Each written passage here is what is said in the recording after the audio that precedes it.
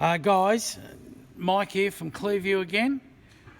We've had a lot of questions from people saying, how do I keep my chrome mirrors clean?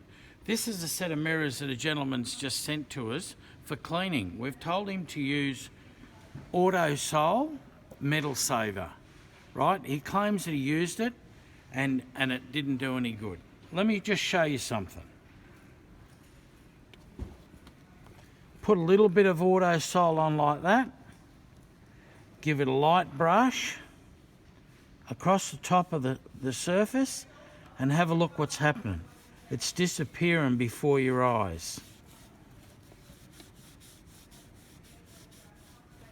Now, I'm not rubbing very hard there, right?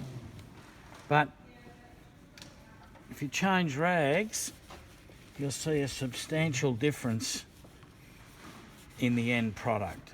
Just use the stuff that we recommend and you'll find that you'll get a reasonable result. Thank you.